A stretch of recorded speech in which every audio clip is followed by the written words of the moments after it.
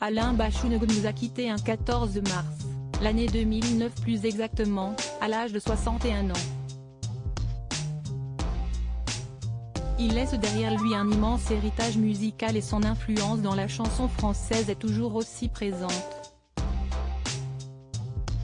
Dans sa vie privée, l'artiste fascinant était père de 2 enfants, mais les relations avec son aîné Arthur, né de son mariage avec Chantal Monterastelli de 1991 à 1999, sont restées complexes.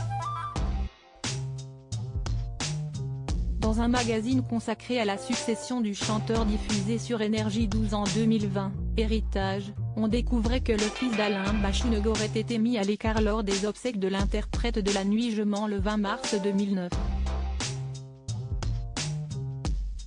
Un processus qui aurait commencé avant, la veuve du chanteur ayant été accusée de l'avoir écarté de son fils et de son passé. La cérémonie à Saint-Germain-des-Prés elle se passe d'une façon encore frustrante, humiliante pour Arthur qui est traité comme un étranger, qui ne se trouve même pas dans le carré avec la famille.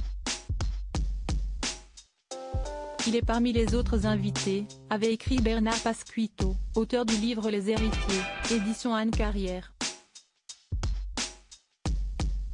Une distance qui est née quand Alain Bachung s'est remarié avec la chanteuse Chloé Mons, mère de leur fille Popé. Le lendemain de l'enterrement de son père, Arthur a eu le choc de recevoir le testament. Alain avait laissé à sa veuve tous ses droits d'auteur, bénéfices artistiques, biens, meubles et effets personnels. Concrètement, jusqu'à la mort de sa belle-mère, qui n'est pas beaucoup plus âgée que lui, Arthur ne pourra rien percevoir, dénonçait Chantal Monterastelli dans les colonnes du journal du dimanche.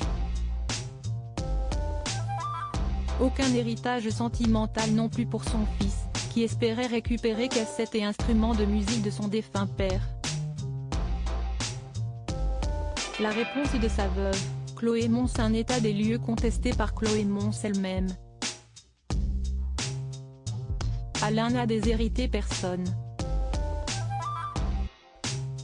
Cette affirmation était fausse et m'a blessé ainsi que Popé. Que dire de ces gens? Si est-il leurs problèmes, leurs fantasmes? Quand on rencontre quelqu'un de connu, comme moi, on est immédiatement soupçonné du pire, cela fait partie du package, réaffirmait Chloé Mons dans Le Parisien. À propos de la relation père-fils, elle avait également apporté son éclairage. Quand j'ai rencontré Alain, il était seul comme un chien. Sa relation avec son fils était déjà complexe, voire difficile. Mais c'était leur histoire, je ne peux pas m'exprimer dessus.